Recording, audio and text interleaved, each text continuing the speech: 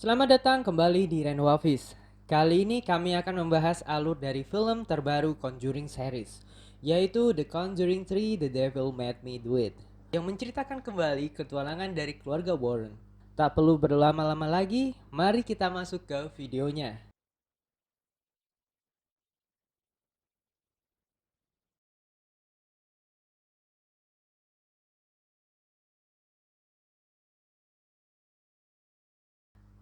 Film langsung diawali dengan proses pengusiran setan. Kali ini ada di kediaman keluarga Glatzel. Si bungsu David kerasukan roh jahat. Ed dan Lorraine berusaha untuk menenangkan David sembari menunggu hari esok untuk membawanya ke gereja. Setelah beberapa saat, David dapat ditenangkan. Kemudian mereka menghubungi Pastor Gordon untuk ke lokasi. Malam belum habis, David rupanya kembali kambuh. Ia kembali kesetanan dan Ed juga Lorraine terpaksa harus melakukan prosedur ulang untuk membantu. Di sana tepat ada Pastor Gordon. Ed menyuruh untuk melakukan proses exorcism sekarang juga, daripada harus menunggu esok pagi. Iblis yang ada di dalam diri David terlalu kuat, bahkan untuk semua yang berada di sana. Di sini, Ed diserang David, yang membuat jantungnya berhenti. Arn kemudian berteriak dan mengangkat David dari Ed. Ia berusaha mengusir iblis tersebut dari diri David. Dan scene berakhir dengan tumbangnya seluruh orang di sana. Dan yang berdiri pertama adalah Lorraine, dan kemudian disusul oleh yang lain. Keesokan harinya, Ed dibawa ke rumah sakit. Dokter menjelaskan kepada Lorraine dan Pastor Gordon tentang keadaan Ed. Scene berganti ke Arn dan Debbie. Di rumahnya, mereka tinggal bersama dan mengurus rumah penitipan hewan bersama dengan manajer mereka Bruno. Setelah selesai dengan pekerjaannya, mereka ke rumah keluarga Gletser untuk makan bersama. Debbie kemudian menyuruh Arn untuk mengambil daging di kulkas. Arn sendiri sedang bercandaria dengan David. Saat mengeluarkan daging dari kulkas, Arn melihat kotak serial di belakangnya terjatuh.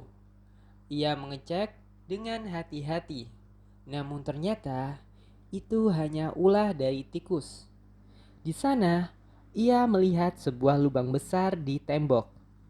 Arn penasaran kemudian mengintip isi dari lubang tersebut dan berakhir dengan rasa takut karena tiba-tiba ia dihadapkan dengan wanita menyeramkan.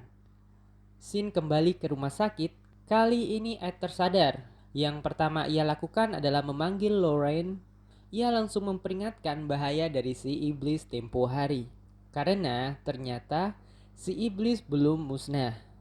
Ia hanya berpindah tubuh dari David ke tubuh Arn. Lorraine segera menelpon ke rumah Debbie dan mencoba memperingatkannya, namun nihil. Telepon tidak diangkat karena Bruno sedang menyetel musik keras di rumahnya. Bruno sendiri memaksa Debbie untuk berdansa bersamanya. Ia sudah terlalu mabuk dan larut dalam suasana. Arn sendiri kurang enak badan. Ia terus dipaksa namun menolak. Yang pada akhirnya ia merasa aneh dan mendapatkan pandangan bahwa Bruno ini memaksa kasar Debbie untuk berdansa dengannya. Kemudian wujudnya berubah menjadi iblis untuk menakuti Arn. Sontak, Arn kaget dan lari ketakutan. Ia melihat pisau lipat di sebelahnya dan memasang posisi siaga di kondisinya yang super ketakutan. Dari kejauhan, sosok iblis Bruno menghampiri Arn dengan cepat. Arn langsung sigap menusuk Bruno dan kemudian disusul dengan berbagai tusukan. Sebuah mobil polisi berjalan dari kejauhan. Kemudian mereka melewati seorang lelaki dan lelaki tersebut adalah Arn. Polisi tersebut berhenti dan menanyakan kondisi Arn. Apakah ia baik-baik saja? Arn kemudian berbalik dengan memasang wajah bingung di balik tangan dan bajunya yang bersimbah darah. Arn dibawa ke ruang interogasi oleh polisi. Beruntungnya, ia di sana didatangi oleh Ed dan Lorraine. Mereka menyuruh Ed untuk membaca Bible untuk mengetes apakah benar ada iblis di dalam tubuh Arn. Dan Arn bisa membaca Bible dengan lancar, walaupun indikasi awal Ed mengatakan bahwa Arn harusnya kerasukan iblis yang membuatnya anti bacaan suci. Meskipun begitu, Arn tidak bisa selamat dengan mudah dari tuduhan pembunuhan. Ed menanyakan siapakah pengecara dari Arn. Ia dan Lorraine berusaha untuk meyakinkan pengacara tersebut bahwa kasus dari Arn ini berbeda dari pembunuhan biasa. Di ruang milik pengacara Arn, Ed dan Lorraine menjelaskan bahwa Arn tidak melakukan pembunuhan atas kehendaknya sendiri. Ia dihasut oleh iblis untuk melakukan hal tersebut. Namun, si pengacara sulit mempercayai mereka. Terlebih lagi, bagaimana alasan konkret mereka di depan jaksa agung pengadilan? Lorraine menawarkan untuk ikut ke kediaman mereka melihat bukti sendiri dari iblis-iblis tersebut ke manusia. Koleksi benda terkutuk milik Ed dan Lorraine Warren. Dan pada akhirnya berhasil membuat si pengacara percaya. Ed dan Lorraine berkunjung kembali ke rumah keluarga Glatzel. Debbie menjelaskan awal mulanya David mengalami kejadian aneh, yaitu tepat saat mereka baru pindah ke rumah ini 5 bulan silam. Di sana David mengalami hal traumatis saat mencoba kasur air. Debbie mengonfirmasi keberadaan awal dari kasur tersebut. Saat mengecek isi di balik karpet, Ed menemukan lantai yang menghitam. Kemudian ia mengecek ke asal tempat tersebut, yaitu di bawah rumah. Lorraine yang memeriksa dan menemukan sebuah tulang tengkorak misterius yang diindikasikan sebagai objek dari praktek sihir. Di dalam rumah, Pastor Gordon menyarankan untuk menemui mantan pastor yang pernah berhadapan dengan hal yang serupa, yaitu Kastner. Tak menunggu lama, mereka pergi ke rumah Kastner untuk meminta clue soal kasus ritual sihir beserta maksud dari totem sihir yang mereka baru temukan. Esoknya, mereka dihubungi oleh kepolisian di Denver untuk menanyakan misteri kemarin. Kathy yang juga ditusuk sebanyak 22 kali dan sang detektif juga menunjukkan foto dari totem sihir, persis seperti yang ditemukan Ed dan Lorraine. Saat itulah Lorraine mengajukan untuk melakukan penelusuran kembali ke TKP dengan vision miliknya untuk mengetahui lebih jelas kronologi dan kejadian sebenarnya dari pembunuhan Kathy dan hilangnya mayat Jessica. Di TKP, yaitu di dalam hutan, Lorraine masuk ke Vision dan melihat kejadian aneh yang menuntunnya berlari hingga hampir terjatuh ke dalam jurang dengan danau di bawahnya. Lorraine terhenti karena sadar kembali dan kakinya kemudian ditarik oleh iblis yang nyaris membuatnya mati. Beruntung ada Ed di sana yang menyelamatkannya. Lorraine yang selamat kemudian menjelaskan kronologi asli dan mengatakan bahwa mayat Jessica ada di dalam danau.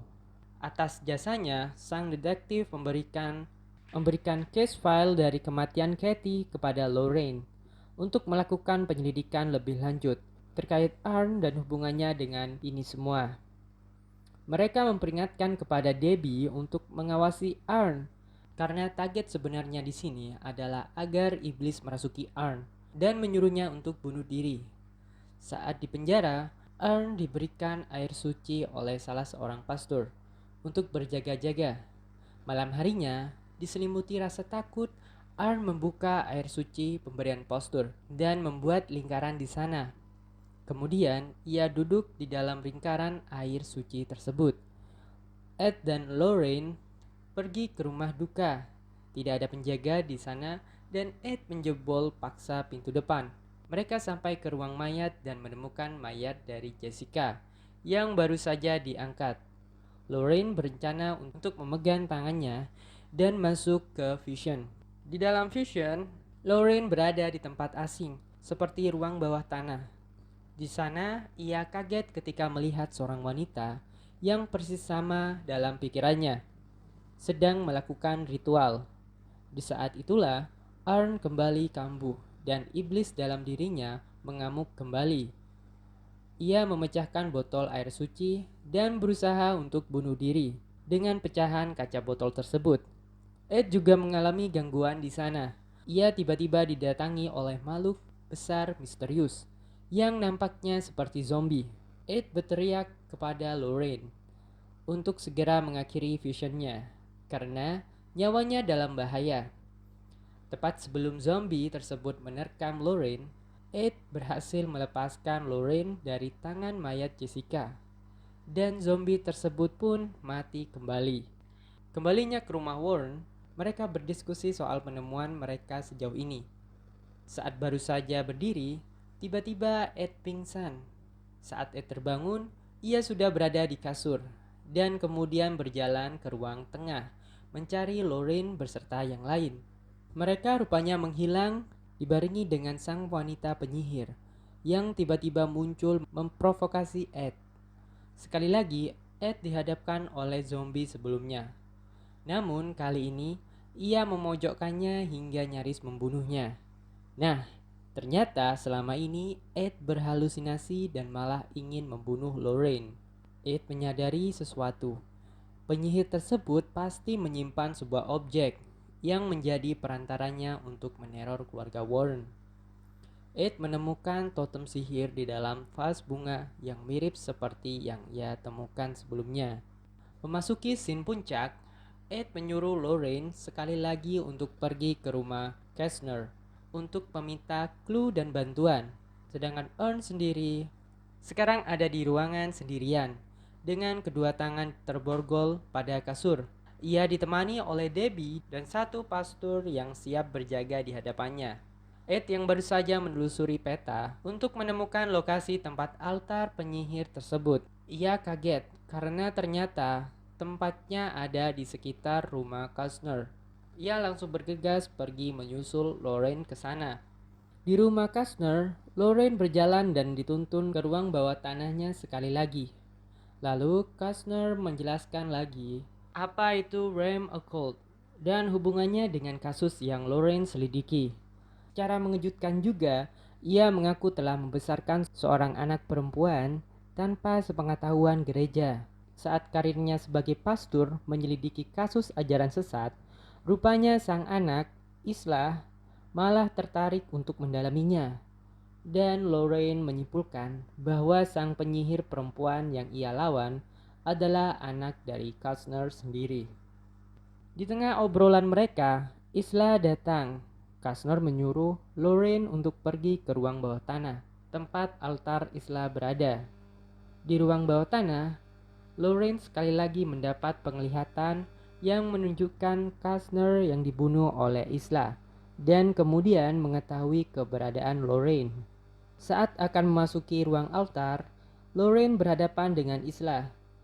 Ed yang baru tiba di rumah Kastner mendengar teriakan Lorraine dan berusaha masuk dari lubang gorong-gorong di depan rumah Kastner. Saat terpojok, beruntungnya Lorraine bisa melawan balik Isla dengan menghantam batu ke kepala Isla. Ed baru datang ke ruang bawah tanah. Ia berjalan sambil berteriak memanggil Lorraine. Di persimpangan, ia akhirnya bertemu dengan Lorraine. Namun, ternyata itu bukanlah Lorraine, melainkan Islah yang berubah bentuk dan menyemburkan mantra sihir untuk kembali mengelabui Ed. Kembali ke Arn, ia kembali dirasuki oleh iblis dan meronta-ronta.